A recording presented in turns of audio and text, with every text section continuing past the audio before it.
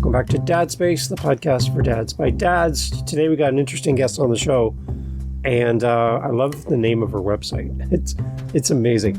We're talking is UnDeletable Dad. UnDeletable. Dads, you're not deletable. And Tracy's here to help you with this. She's going to explain what she means by this. And she really does help dads, specifically divorced dads. And I know I've come across so many divorced dads here on the podcast who are looking for resources, someone in their corner. And Tracy is that. She is the one that will help you and walk you through it. UnDeletabledad.com is the website. Tracy's here, Tracy, and we're neighbors, which is even better. Tracy, welcome to Dad Space. Thank you so much, Dave. Thank you for having me here. It's a pleasure. Excellent. So it's nice to meet a fellow Canadian, but then you meet somebody from Ontario, where I am, and you're not that far down the road. Tell everybody where you are, Tracy. Yeah, even Ontario could be 24 hours of driving for you and me to get to Manitoba, right? So yeah, we live, I don't know, about half an hour or so apart from each other. I'm in Kitchener, Ontario. And truth is, I'm there at this very moment, but my husband and I have kind of moved our base of operations up to the Beaver Valley area. We're kind of between Flesherton and Kimberley, if you happen to know where that is. Yeah.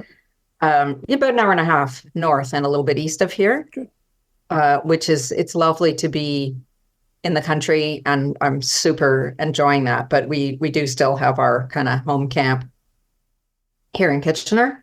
Awesome. Where his adult kids seem to keep arriving and leaving in succession. So we're not, every time we think we're finally empty nesters, somebody else comes back to live with the folks, you know? Right. Yeah. We have 3 adult children out of the house. All of their stuff is left here. We're not allowed not allowed to get rid of anything. So we just tell them that they have to pay admittance to get into the house. And it's like a rental property for their storage stuff.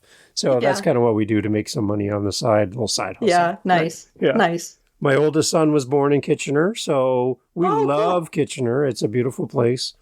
And then my wife's parents live near Hanover, Owen Sound area of the world. Yeah. So we're up there all the time. That's kind of up the direction where we are. So we're still about an hour from Owen Sound, but it's great. Lots of different connection points. Again, how random, right? To meet somebody online through someone else. Tammy, our good friend Tammy, connected us. Hi, Tammy. So it's always great to connect with great people. So I like it. So thank you for making time to do this. Yes, likewise. It's good. My pleasure. Tell me about UnDeletable Dad. I love the name of your website. What is the story behind the website and what you do? Can you fill us in a little bit? Yeah. Well, my focus in working with divorced dads is on parental alienation as an issue, and really on the solution steps that are necessary to repair those connections. That comes about from my own experience as, well, I am a mom. I was divorced about 25 years ago and did not have a very difficult post-divorce situation with my husband. We made a lot of space for each other. There was not a lot of conflict. There wasn't a lot of conflict. In fact, I mean, I was the one who did not want to be married to him anymore, but I absolutely respected the fact that he was my daughter's dad and that she was going to spend a certain amount of time with him. And in fact, it was very top of mind that I wanted to help him find a place that was close enough where she would be able to go by herself on the bus between homes. And it was really a case where she lived with me more or less all the time. And every other weekend she would, go and hang out with dad, stay overnight, whatever. And he actually got an apartment that was right across the road from the big shopping mall. So as a young teenager, when she was 11, 12, 13, like what could be better than that? She had a place to sleep that was, across the road from the mall. So she liked that a lot. But when I got together with my second husband, who now we just had it's 18 years of being together for him and me. But when we got together, he had a very different kind of experience of divorce. It was very conflicted, a lot of hostility, a lot of alienation. And a lot of long distance parenting. He drove, from here where I am to a city about 3 hours away, 3 hours down the 401. And he did that every weekend for about 10 years.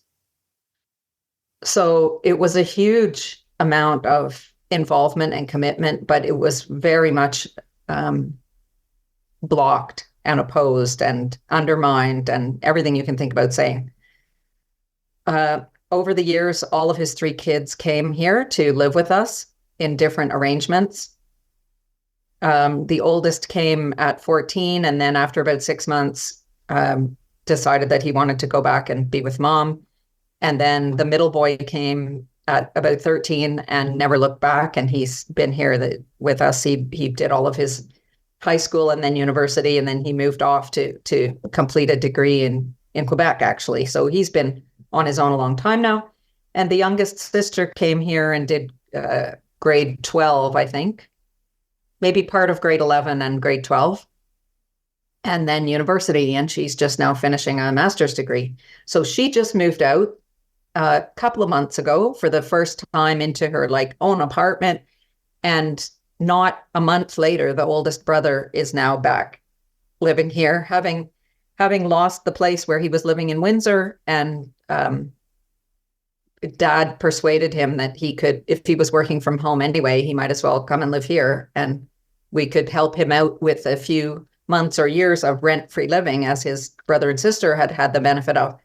So he's living here now, and we're mostly living up north. But back to the issue, I was very familiar with the issues of parental alienation and feeling so strongly in my heart about the value of fatherhood to kids in general, across the board. I've been a homeopath for about 25 years. That means I practiced kind of natural medicine. It's energy medicine. And the study of that is a kind of lifetime affair. And so I'm 25 or 30 years into studying the energetics of human psychology and family dynamics, family constellations, childhood development. All of that stuff was and is a big part of who I am and my professional life. And boy, did I ever use it. I used all of that knowledge, and I used my remedies from time to time. And I don't know, I just came to a certain moment where I thought, what do people do who are coming at this with no resources? I'm probably the best trained person in the world to deal with this kind of situation. And it was hard.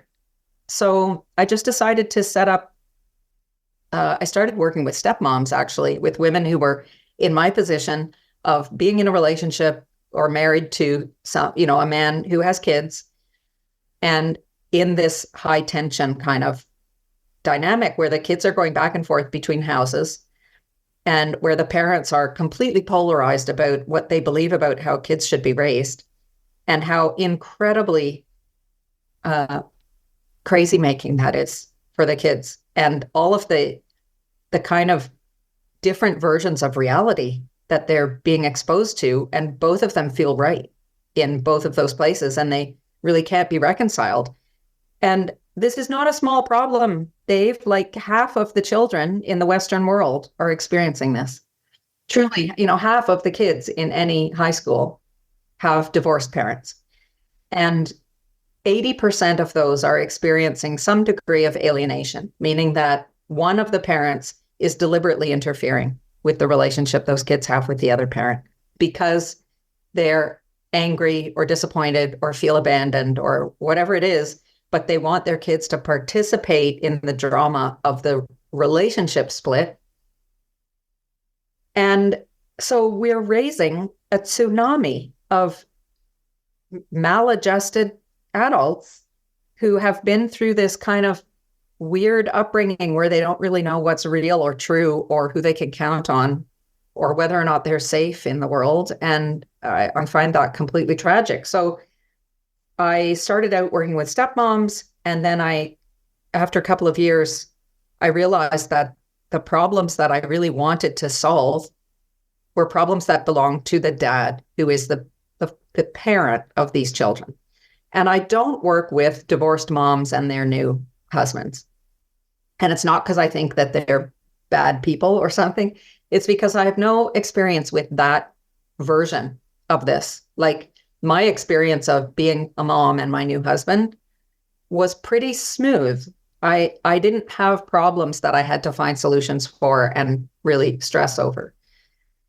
And the other reason I don't help the alienated moms is that the dads are much easier to help, which is kind of good news for any dads who happen to be listening.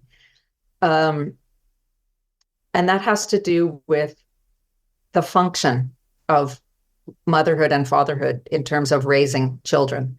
That the mother function, as Carl Jung would talk about it from a psychological point of view, like the function of the mother in terms of how you develop your personality, that is very, very front loaded, as a meaning that the bulk of the importance of that comes at the beginning of life and in the first few years, whether you say it's 2 years or 5 or 7 or 10 or whatever it is, that is all about mommy and closeness and family and relationships and connectedness. And the father function is much more about moving into adulthood with skills like engaging with risk and confidence and charisma and drive and competitiveness. Those things belong to the father to impart energetically. Of course, there are single parent homes where everybody does everything. I'm not trying to say that it belongs to a gender of human being. What I mean is that there is an energetic expectation that certain elements are coming from my mother or from my father. And kids, as they get older, want more and more from their dad. At least they want something that they might not be able to say what it is, but they know that there's something that proximity to their dad is going to give them, some kind of confidence about what's on the other side of childhood in the grown-up world. And it makes them reach out eventually to their dads, almost no matter how much they've been alienated as children. Now, there's a truckload of suffering between here and there, which I try to mitigate with my podcast, with my Facebook group for dads, with the courses that I have, with coaching. The whole idea is to make that process happen faster, to collapse time on this restoring the healthy relationship and to keep the dad with his sort of emotional head above water, because it's so brutal to live through these years of losing contact and feeling so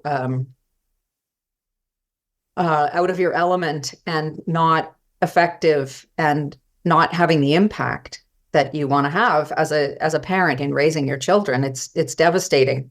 But if they can hang on, the dads, it generally works out in their favor, because the kids are going to come after what they need from you because you actually have something from them. And the truth is that the mother's payload has been delivered, more or less. And it doesn't mean that you're going to say, who needs my mom anymore? Like, you're always going to love your mother, but the dad becomes really interesting in, like, what does he know that I need to know about being a grown-up?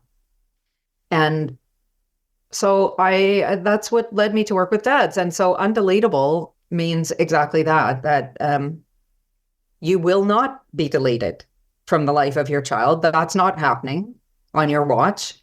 And, a dad is undeletable anyway, no matter how much anybody may try to do it. And frankly, the harder they try, these moms, the more pushback they are going to get down the road. Like, it's just like a boomerang coming around to smack you in the backside. Like, that is not without consequence, trying to delete a beloved parent. So it's just all about supporting the dads, because I believe so strongly in what dads offer their children in terms of maturity and becoming well-adjusted, self-sufficient adults. Yeah.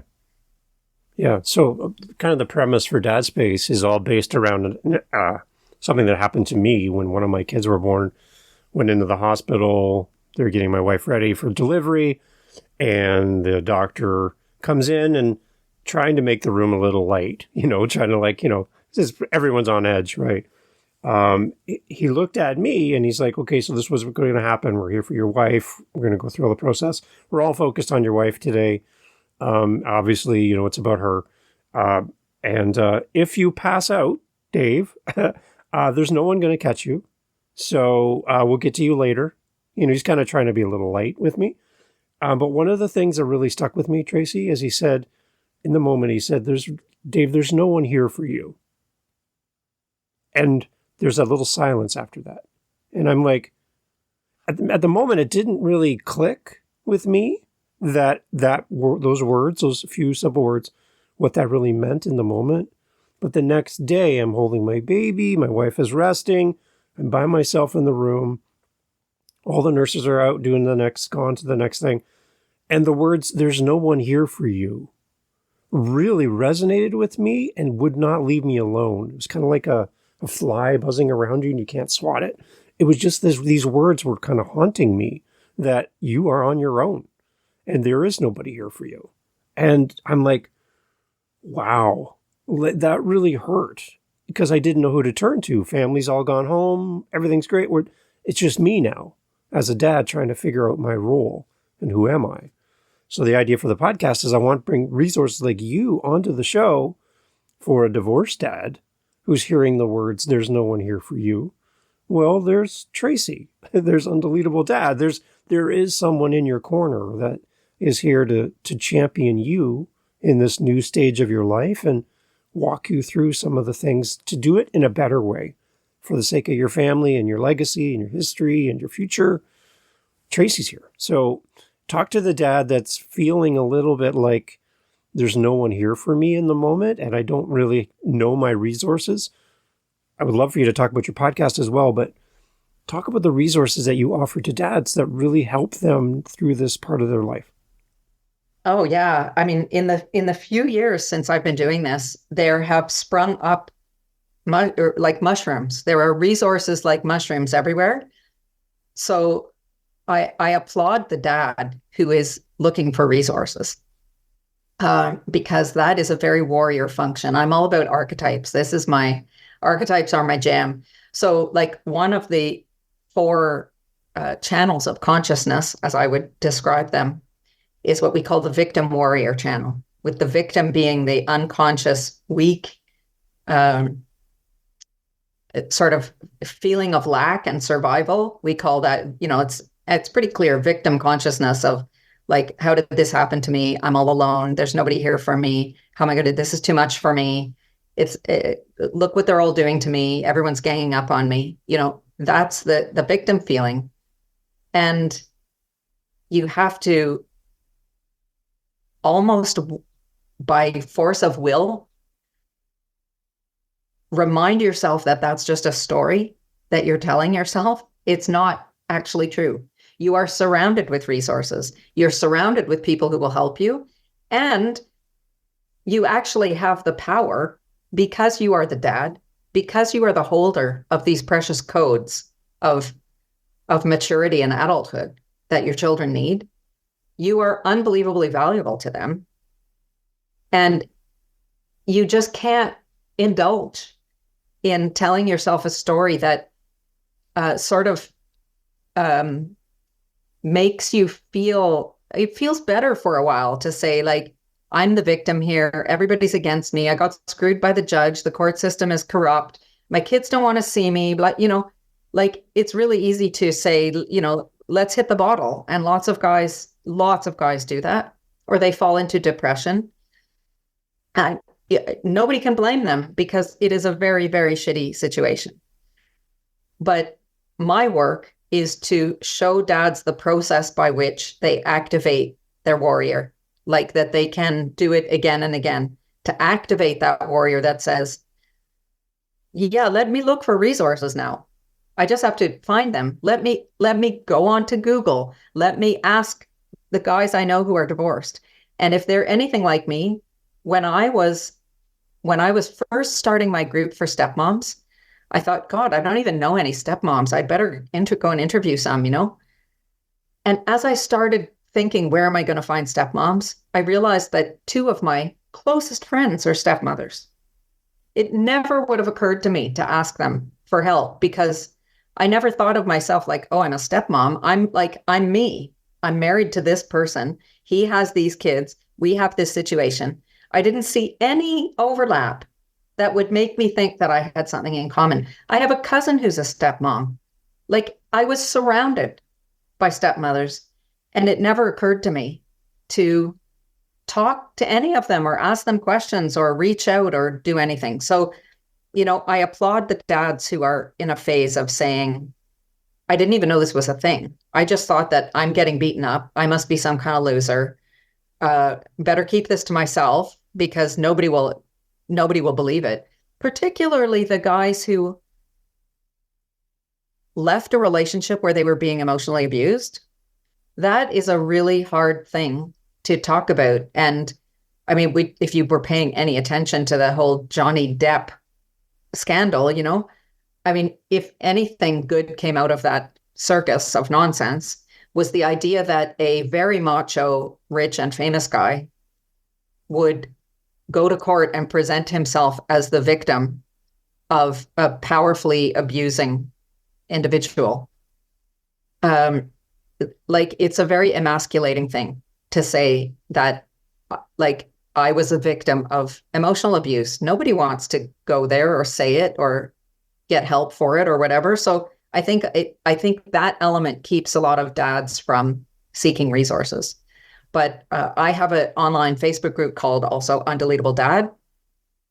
There are a great many dad resources like yourself. There's one especially wonderful group called Pro Say Dad, which is a Facebook group dedicated to teaching divorced fathers how to represent themselves in court, which seems like a really unlikely thing that you would want to do, like at this juncture where it has to go right and everything is riding on it. Certainly the US system is very different than the Canadian one.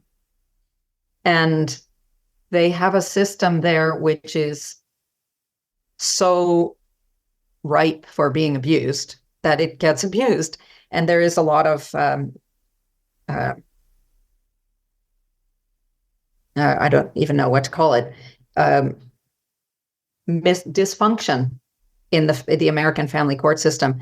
They have a situation where, judges are elected officials in that country, which leads to all the kind of corruption that happens in all levels of government, where lawyers and big firms are able to make contributions to the election fund of lawyers who are in their district, of judges who are in their district. And then judges or lawyers who have contributed in a significant amount can expect, of course, to be favored in some way in the courtroom. That really happens a lot. And there's a lot of confusion about where the state actually even belongs in issues of family conflict. So there's a lot of overstepping, and lawyers don't want to tell a judge that they're overstepping their jurisdiction because they have to work with that judge, day after day. And because the judges have so much authority, actually, to kind of do what they want, it would be professional suicide to tell a judge that they have no jurisdiction in a case of domestic, whatever, custody issues. So there is a lot of sense to going in as a self-representing party. And the dads that I'm on the group, Pro Se Dad, quite often, and the wins are quite astonishing there. They are regular and astonishing. Of course, it takes a lot of time and effort to learn how to do it. But boy, they are right there, like showing you all the steps and connecting you with people who have done a similar case as yours, and lots of video trainings, and everything there is free. It's a really, really great resource, Pro Say Dad. There is someone now who created an app called findmyparent.org. There's an app for the phone if you look in the App Store called Find My Parent, which would be a great thing for, it's also free. The parent can register at any time. And it means that if your child gets literally abducted, that happens a great deal, unfortunately. I mean, that's a pretty common thing, that the child actually gets taken out of state or to another country where you lose all ability to contact them. And one day they will be old enough to come looking, and how are they actually going to find you? Especially if you have a kind of ordinary name, Brian Smith, John Doe, James Miller, whatever, it could be very, very hard to find you. So this is an app that allows children to register or parents to register, and hopefully to match themselves up in a variety of ways. So that's a super great resource to just put out there. There is a website called Victim to Hero, run by Petra Dieter, who is a filmmaker, and she made a great feature film about parental alienation called Parental Alienation: The Aftermath, or where, she's really trying to raise consciousness about this issue. And she is very active in the legislative area. So she's very active creating groups that will lobby Congress, that will lobby the Bar Association in every state, that is trying to educate judges with educational programs about how to handle these kind of dynamics. Very often, the alienating parent is really a smooth talker and someone who is very charismatic. And it would be really hard for a judge to just on face value understand what's happening. They really have to understand the psychology and to know that children don't willingly reject a parent. It is a very rare thing. Even if you think about, Dave, all of the stories you've probably heard about kids who are being abused, like who's violently physically abused by a parent at home, and the police step in and there's all kind of protective orders, and when they finally get to court, they refuse to testify against the parent. That happens a lot. It's not a normal thing for kids to just say, yeah, I never want to see my dad again. He's such a bad guy. And I don't really have any reasons for that. And I don't need any reasons. I just know that he's bad. Like, they need to understand the psychology and how to dig into what a child is saying, because most of the time they don't have any reasons. Or the reason is something so ridiculous and small. Like one of my clients whose son's biggest complaint was that one day he forgot his water bottle when he was going to school, and he wouldn't buy him another water bottle. And that's the reason that he doesn't ever want to see his dad again. Like the things that get built up to be unforgivable, which are usually really small. It's not like I can't forgive my dad for hitting my mom over the head with a frying pan and sending her to the hospital. Like they aren't real things, He said, yeah, my dad didn't make my bed one day or something. Like it was weird random stuff, So there are more and more resources now for dads, and you just have to know that they're there and to go looking. Yeah. So on top of these amazing resources I've been writing down as you go, I'm like, so many great things. We'll have links for all these as well in the show notes for you listening. But if we could think about like a little first aid kit, we have them in our homes, we have them in our cars, right? And in there is the basic things you need, bandages, splints or something. There's and they all have specific reasons they're in that little box. If we could create a divorced dad first aid kit that you think every dad should have, what kind of key things should be in there to help a dad and help a dad with his kids? Are there any specific things beyond the resource we've already talked about? What kind of things does a divorced dad need in those early days? That's really interesting to say, because these are a lot of things that I lay out in my, like, if you were to listen to all the episodes of the Undeletable Dad podcast, there are also a lot of episodes for dads actually on the Essential Stepmom podcast. So you don't have to be a stepmom to listen, but a lot of the times it is the wives and girlfriends of these divorced dads who go looking for resources, and they are kind of consuming a lot of stuff and filtering and then choosing the things that are really relevant to share with their partner. So there's a lot of stuff that I lay out there, but if I had to say a few things, you need someone to help you create a strategy, because everybody thinks that their situation is so unique that, first of all, no one else could understand it. And secondly, that the regular things other people are doing aren't going to work because you don't know my ex-wife. And whatever, it feels intensely personal and very unique. But you need someone who is not emotionally involved to help you strategize. And strategize means even like how to use a lawyer to implement your strategy. It should not be the job of your lawyer to invent the strategy. That's where you end up seeing guys who are $200,000 and $300,000 down the road and no closer to having their kids. And that's not outrageous. That's kind of average, to be honest. So it's really important to have strategy, to find a lawyer who will work on what they call limited scope, which means that you're going to tell your lawyer which parts of this you want them to take care of, because that needs to come from a lawyer, or that needs to be done. You need them to stand up in court, maybe to talk on your behalf. You need them to send those letters. You definitely need a lawyer to sign off on your mediation agreement or your custody agreement, whatever it is.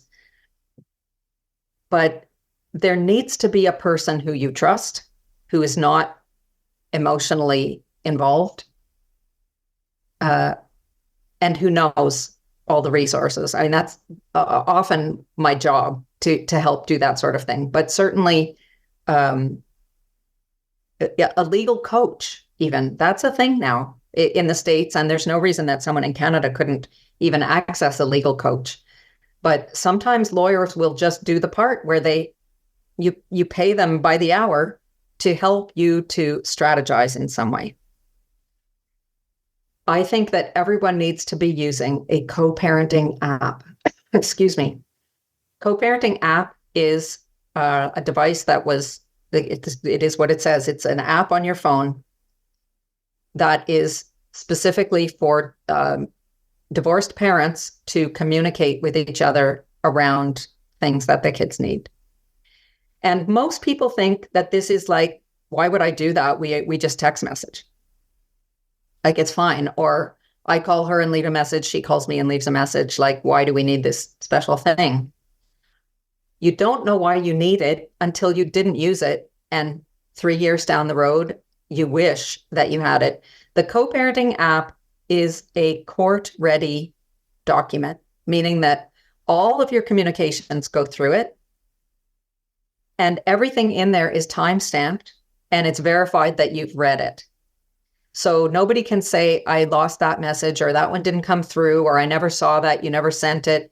You can't, someone could prepare a dossier for court, picking and choosing the emails that they want to show the judge that you sent them.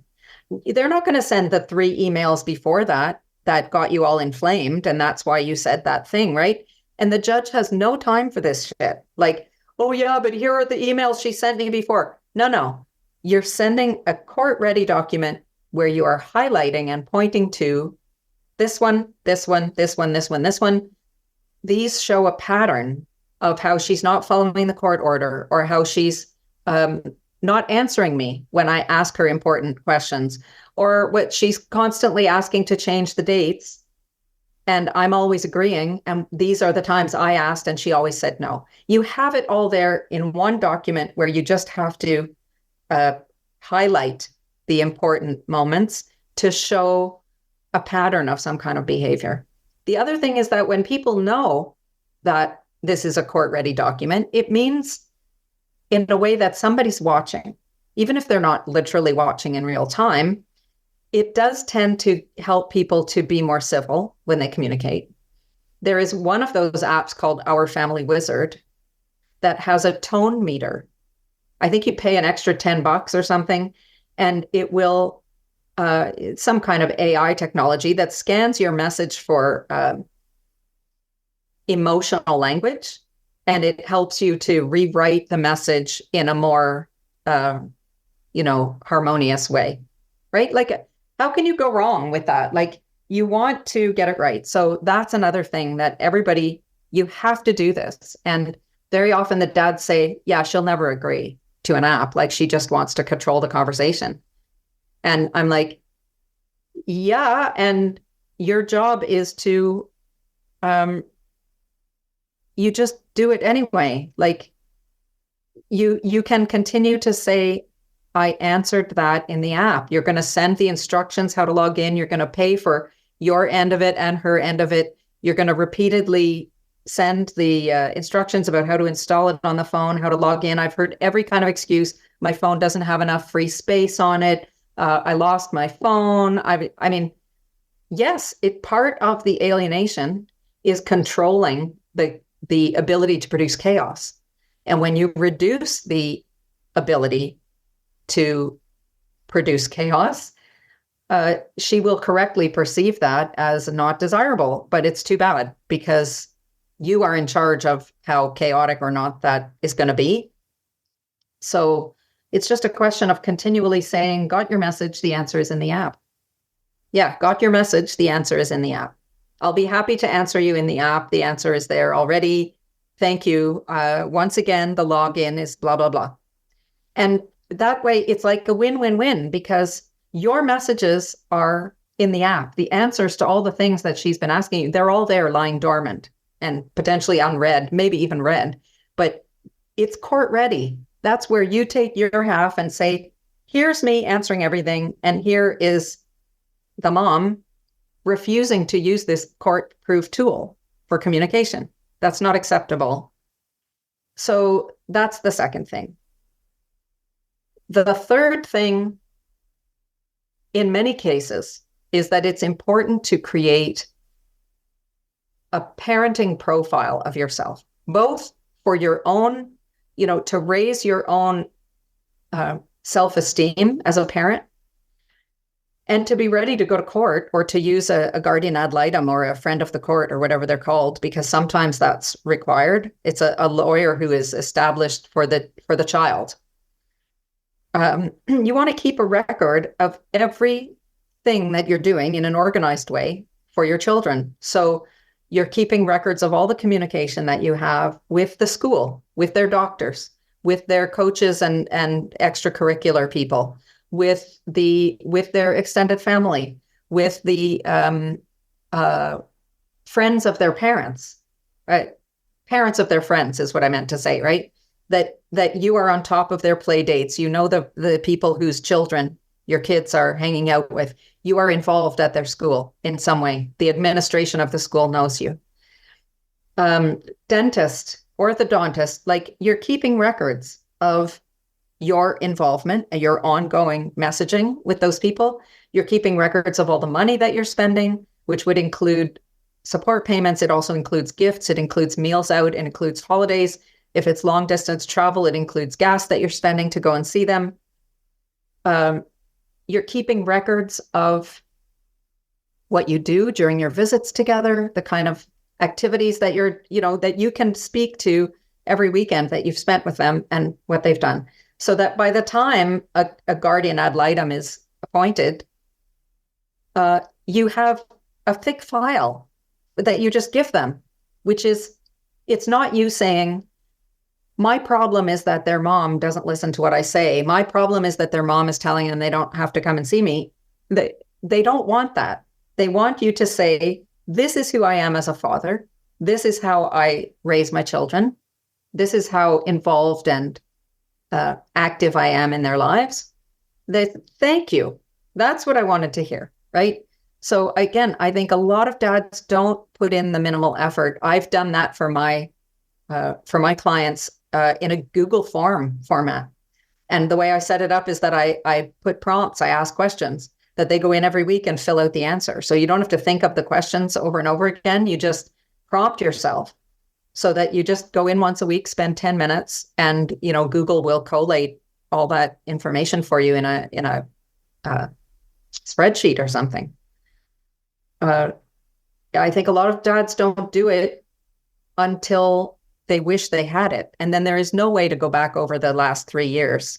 And there's no way. You won't remember it, even if you have it in your diary. So that is super important. And I think having a good set of prompts for messaging for, most kids now have a phone. I know sometimes they are being restricted in how they can connect, but some kind of presence that can't be undermined. And every case is a little bit different, but anything from sending text messages or messenger messages of like a good list of dad jokes or Facebook memes or little emojis. You don't have to send, you definitely should never send a sob story, but it doesn't have to be a message about anything in particular. It needs to be you being present again, again, again, in a very consistent way.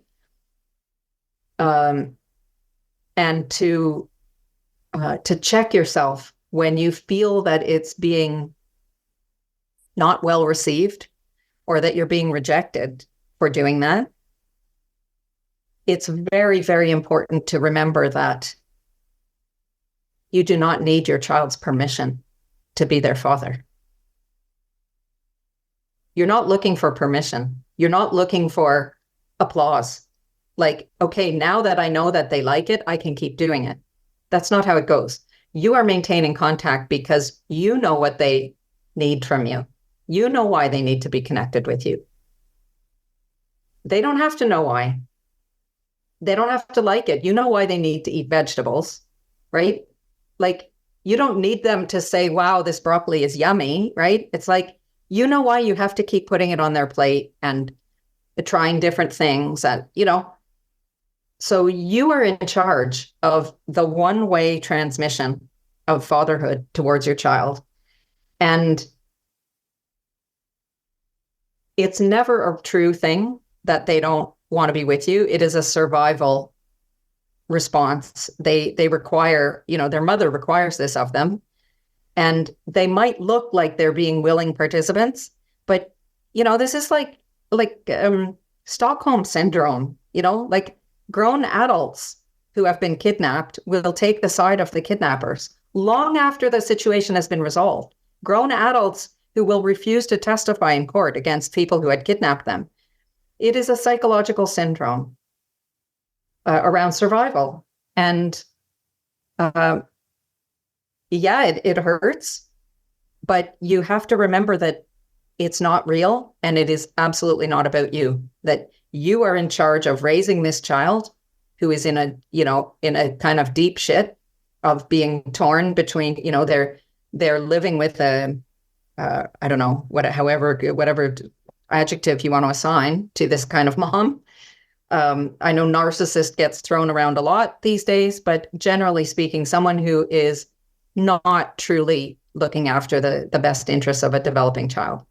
That is not a safe place to be, and they have to keep living with her. And if you ever want them to jump ship and come over to you, it has to be because they feel so secure about how you can protect them from her, so that if they perceive that you are afraid, like when they reject you, you feel sad and afraid, how does that make them feel about you versus mom? It's like, she is stronger than you. She told them to say something, you said it, and that crushed you. So you're done with being the safe guy that they can jump out of this burning house and count on you. to save them, right? It takes developing these real kind of steel balls. Like, you just have to up level your whole way of being in the world. And in a sense, there's a gift in it, in that, you do get to find that strength within you that everybody has when they go digging for it. It's a call to show up as someone larger than who you think you are right now. And that is true. You do have access to that. Wow. So one thing I get from you, Tracy, is you are very passionate about this. I can tell, like, there's the amount of resources you put in front of us and the encouragement for dads. And I can tell you're definitely in the corner of dads who are looking for support and don't feel like they have any. So to that end, as we kind of wrap up here, Tracy, your website again, when we arrive on your website, is there a certain spot we should go first? How do we navigate the website, and how do we connect with you? Anyone can get a quick call with me. You just fill out a little form that lets me know a little bit about your situation and what you're looking for. It lets me know what your budget is, essentially, for getting this problem solved. So there is certainly a box to tick off about zero, and I'm happy to point you to the free resources. In general, so that's the first thing to say, that anybody can call me. I do have some courses available that I've developed over the years. Those are video courses with additional kind of PDF download type of thing. One is called Reversing Parental Alienation. That's a good starting point. I think it's 3 or 4 videos about kind of getting hold of this runaway horse before it gathers too much steam. I have another course called Restorative Parenting that is really for dads who they all need to learn a new kind of parenting, which is not completely instinctive, because you don't have any instincts that relate to this kind of situation. This is not normal. It's not the way you were raised, probably, or your grandparents were raised. We need new tools of parenting that work in this environment of kids who are being, kind of emotionally played with in two extremes. So those are just a couple of the courses that I have. And what I was going to say is that there's a lot of free resource there's a link there to the Undeletable Dad podcast. I've been a guest on, I don't know, a dozen or 15 other people's podcasts. You can listen to those episodes. And there's, tons of free stuff that will involve more of your time, generally speaking, to follow up on things, to watch videos, to read books that I suggest. The courses are a little bit more ordered in terms of how I lay out the information that you need and how you can take notes and see how that applies to you. And then, the Speedy Gonzalez version is to hire me for one-to-one work, where, that will be more of a financial investment and obviously less time, because I'm going to listen to your story and pick exactly what is needed, what strategy is needed at what moment to apply. I'm going to walk you through all of that and do a certain amount of the work for you. Obviously, I can't do the inner personal work for you. I think everybody has to be ready to, for some personal development. Like, this is, you are going to be, you're going to be a different person when you come out the other side of this. And I'm someone who's ready to guide that kind of journey. But the one-to-one work is for guys who are making a choice to invest in someone who can spare them a lot of the time that it would take to learn how to do all of this one thing at a time. Yeah.